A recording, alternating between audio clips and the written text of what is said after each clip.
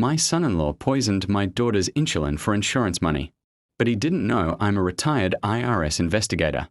The call came at 2:17 a.m.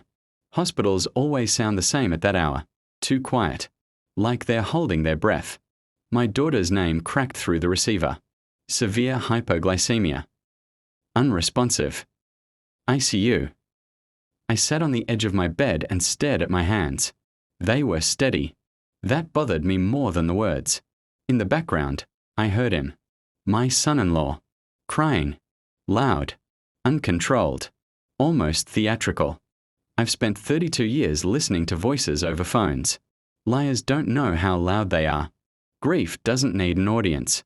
At the hospital, machines did the talking for her. Beeps. Lines. Numbers. That meant life if you knew how to read them. He stood beside the bed, rubbing her hand like he'd just learned how. When he saw me, his face folded.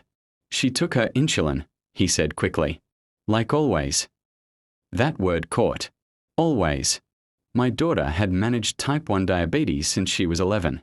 She knew her body better than most doctors. And yet here she was. Near death. I leaned closer to her to the chart clipped at the foot of the bed.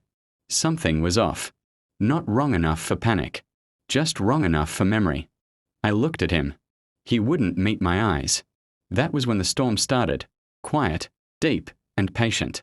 They said it could have been an accident. Wrong dosage. Wrong timing. Human error. That's what everyone says when they don't want to say intent. I sat in that plastic chair for hours, watching her chest rise and fall. Counting. Timing.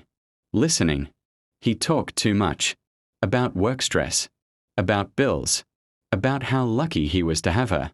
He mentioned the life insurance policy twice. Casually. Like weather.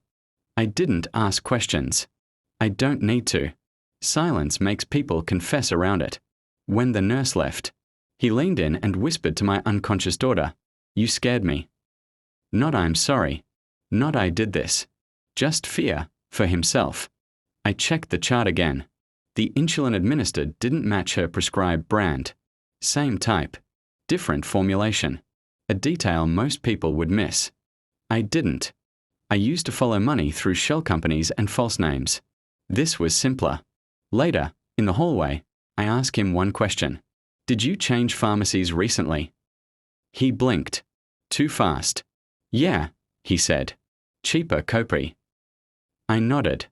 Filed it away. Insurance fraud always starts small. A corner cut. A lie justified. Then someone decides a life is worth more on paper. I didn't confront him. I went home and opened old instincts like locked drawers. Public records. Insurance filings. Recent policy changes. There it was. 6 months earlier, he'd doubled her life insurance.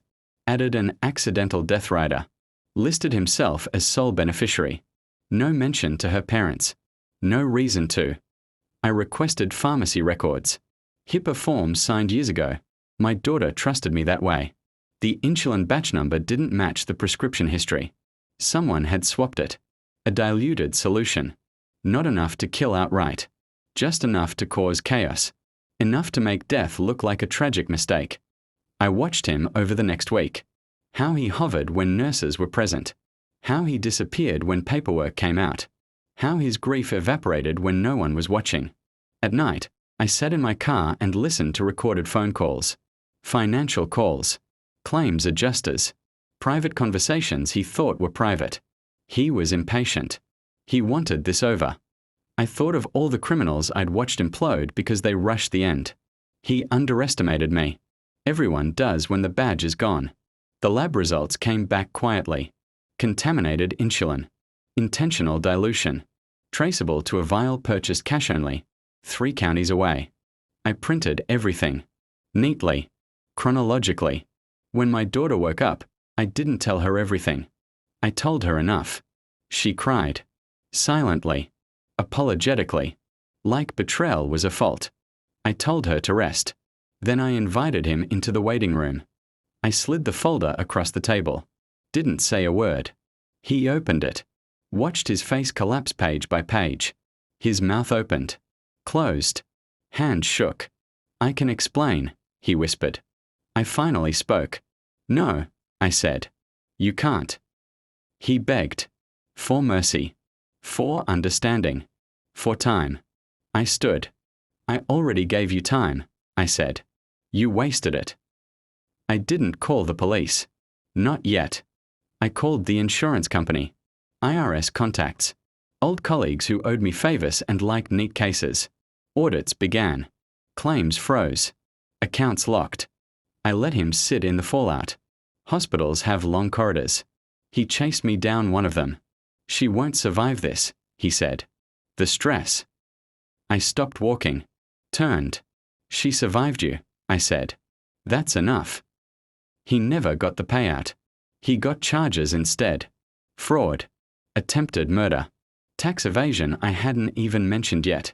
When they took him away, he screamed my name. I didn't look back. My daughter recovered. Slower than her body, her trust healed. She doesn't ask how I knew. I don't explain.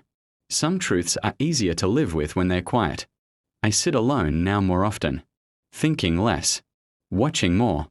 I didn't save her because I loved her. I saved her because someone thought her life was a transaction. I don't forgive. I don't forget.